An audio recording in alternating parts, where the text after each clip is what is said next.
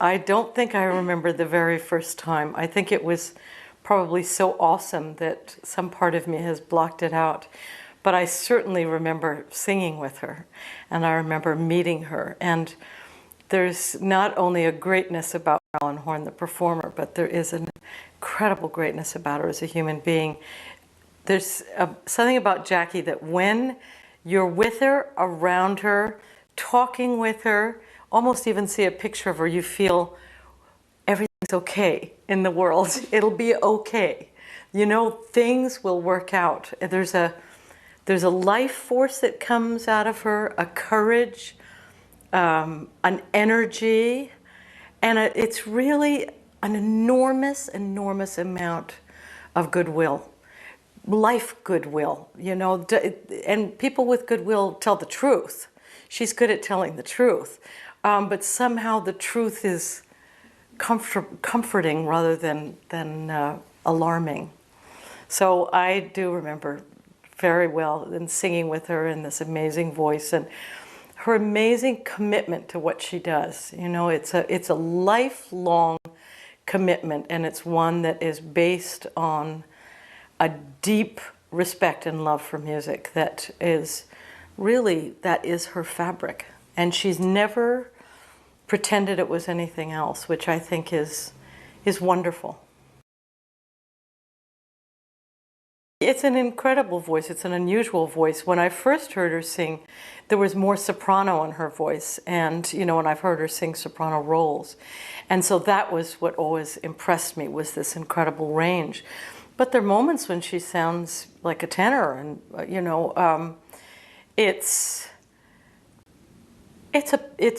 sort of commitment and power is how I think of her voice. A great devotion to diction and words and meaning, and an extraordinary commitment to writing, doing what was said. You know, I was lucky enough to be around a lot when they were working together, and I adored Henry. I just adored him. He was just an amazing, amazing musician and a wonderful man. So I saw their work process, and I saw glimpses of it, and I knew how much of their energy and devotion it took. Oh, I think so enormously, but as much from general ideas as specific ones. I wish that I had been a student in the days when she was teaching, you know. I did work with her once. I went to her house and she said, don't bother with this, do this. Get this right. Now get this really right. No, slow it down. Do it again. It's got to be right. It's got to be clean. And all those lessons, but a lot of them come just from her singing, just from the precision and the intention. Jackie's very much about intention. And one of the places I think she influenced me the most was in her recitals. There was a warmth and a generosity of what she gives to the public and what she has put together for them. She's very aware of entertaining, of being, and all that involves in entertaining, not just making people drop their jaws with awe, but really making them laugh, making them cry, all of those things. And to this day, I spoke to her, I spoke to her cell phone the other day, and there's something about that voice that she's right there. It's like present and safe. Safe. You feel like everything's going to be okay around Jackie. Yeah. I think maybe I'm guessing, but there's a bit of discovery on her part as well, how much she liked teaching. Not every singer likes teaching or is good at it, but I've seen her master classes for a long time, and she's like a caring nanny. She's a nanny for the notes, and she's a nanny for this human spirit. And she has a way of making kids know what's expected of them and what they can do. Because that's what teaching is. It's giving kids concrete examples of what they are able to do that they didn't know they were able. And of course, a lot of them would go in approaching it with, oh my gosh, I'm singing for Marilyn Horne. But quickly, that takes a second step to what they can accomplish, what music they're suited to or that suits them. And that's a big commitment on her part, an enormous one, and that she has chosen to give her life in this way and with all the teaching that she does is very typical of who she is, because I don't know how she would have managed to find a route for all that she has to offer. You know, this was a very obvious one and a sensational one for the world at this point, because I know in my experience of what kind of programs one does now they're very different than they were when I started singing.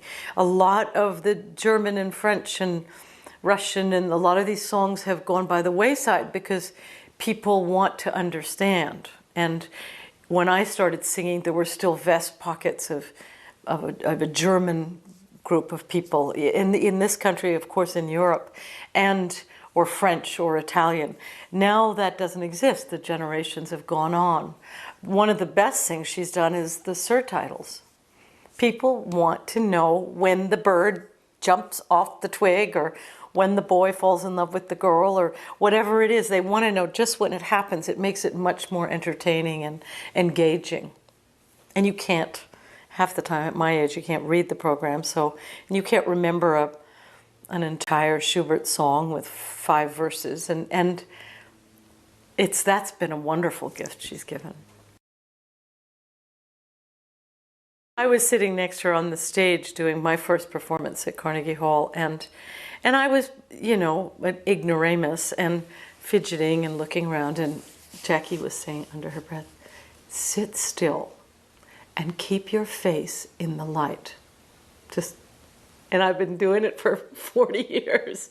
It was some of the best advice. Just because you're sitting there and not singing, people are still looking at you, and it's part of your responsibility to perform. But it was, sit still and keep your face in the light, And there's no way that you can't treasure that. Oh, I think her singing, no doubt about it. No doubt about it. I have a collection of her singing, an EMI collection, I think, or a Decca. I'm probably making a terrible error. But I listen to it all the time, just to know the geography of a part and the intensity of it. And I just love it. I hear Jackie through it. I hear her. If you ever hear her speak, the way she speaks at a lot, that's an enormous gift of hers as well. She's a brilliant woman, and she's able to keep much in her head. And her intentions are pure so that people respond to that. They want to give back what she's giving to them because her intention is to honor the music, is to honor singing, is to honor kids coming up and singing, to honor composers, to honor the public. She's one of the most respected artists, respectful artists, and respected because of the way she treats her public. And she makes things become clear and sort of easy around her because she is committed to a perfection, But it's not nervous or frantic. It's very clear. What I think of with Jackie is her laugh. And I have had the chance in the last couple of years to have a dinner with her in New York without she rushing off or my rushing off. And I just treasure it. I treasure what she says. I trust her opinions. I trust her judgment. I just have, she gives me faith in the profession and faith in human nature.